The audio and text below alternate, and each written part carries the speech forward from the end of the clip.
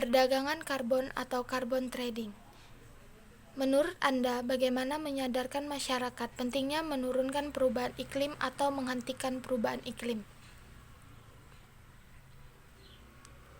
Yang pertama, memberikan sosialisasi terhadap masyarakat tentang dampak dari perubahan iklim. Contohnya, jika pada suatu daerah atau desa yang mayoritas masyarakatnya adalah petani, perubahan iklim sangatlah berdampak bagi mereka. Jika terus-menerus terjadi hujan, maka dapat mengakibatkan terjadinya gagal panen.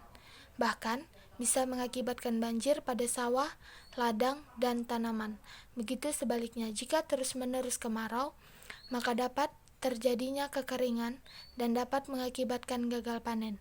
Jadi, sangatlah penting bagi masyarakat akan kesadaran dalam hal menurunkan perubahan iklim, agar perubahan iklim menjadi seimbang.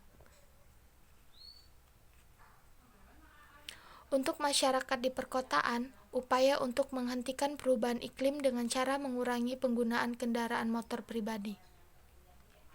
Pemanasan global utamanya disebabkan oleh meningkatnya kadar gas karbon dioksida atau CO2 di udara. Salah satu sumber karbon dioksida terbesar adalah pembakaran bahan bakar kendaraan bermotor. Bila semakin banyak orang yang menggunakan kendaraan pribadi, akan semakin banyak pula emisi karbon dioksida yang dihasilkan. Oleh karena itu, penggunaan kendaraan bermotor ini perlu dikurangi. Alternatif yang bisa digunakan adalah menggunakan kendaraan umum, terutama transportasi umum berbasis kereta seperti KRL atau kereta rel listrik dan MRT. Transportasi berbasis kereta mampu mengangkut orang dalam jumlah banyak sehingga dapat mengurangi penggunaan kendaraan bermotor secara signifikan. Selain menggunakan transportasi umum, seperti kereta api listrik, bersepeda juga cara yang paling efisien untuk mengurangi polusi dan dapat menurunkan perubahan iklim agar menjadi seimbang. Mengurangi penggunaan lampu pada siang hari. Penggunaan listrik misalnya, dengan mematikan lampu pada siang hari, sangat membantu mengurangi emisi karbon. Ini karena tenaga listrik banyak dihasilkan dari pembangkit yang menggunakan bahan bakar fosil seperti gas bumi dan batu bara. Pembangkit listrik ini membakar gas atau batu bara dalam jumlah yang besar dan akibatnya menghasilkan emisi yang besar pula. Dengan mengurangi penggunaan listrik, kita membantu mengurangi bahan bakar yang diperlukan untuk menghasilkan energi listrik. Meningkatkan daur ulang. Plastik dan sampah lain bila dibakar akan menghasilkan polusi, termasuk gas karbon dioksida.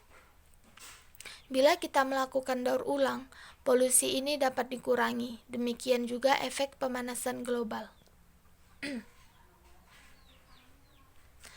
Mengurangi naik kendaraan pribadi agar tidak menghasilkan emisi serta polusi udara. Membiasakan diri untuk jalan kaki apabila tempat yang dituju cukup dekat.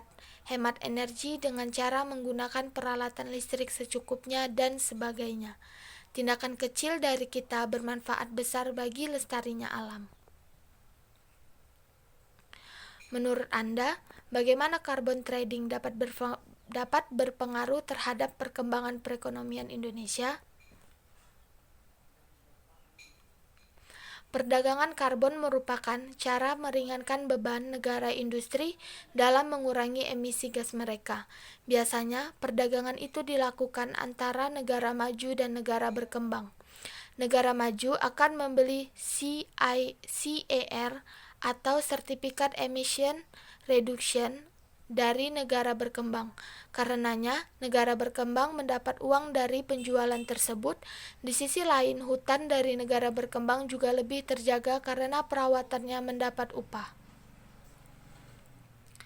Perdagangan karbon di Indonesia sangatlah besar, dengan perhitungan potensi karbon yang terserap di hutan Indonesia mencapai 25,773 miliar ton.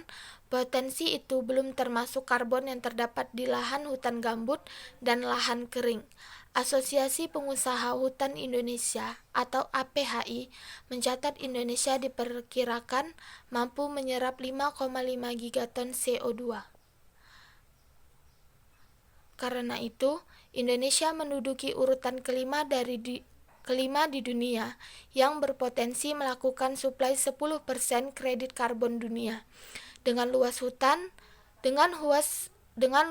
lindung sekitar 36,5 juta hektar, nilai penyerapan karbon Indonesia berkisar 105 miliar US dollar hingga 114 miliar US dollar. Jadi, menurut pendapat saya, dari penjelasan di atas, carbon trading sangatlah berpengaruh terhadap perkembangan perekonomian Indonesia. Dikarenakan Indonesia merupakan negara yang memiliki kekayaan alam berlimpah. Juga Indonesia merupakan salah satu negara yang memiliki areal hutan hujan tropis terluas di dunia. Salah satunya adalah hutan dan lahan gambut yang akan menghasilkan karbon terbanyak di Indonesia. Dalam hal tersebut, Indonesia dapat menginvestasikan karbon kepada negara yang kekurangan karbon. Contohnya adalah negara Amerika Serikat, sehingga Indonesia akan mendapatkan pendapatan yang akan menekan laju pertumbuhan ekonomi di Indonesia. Terima kasih.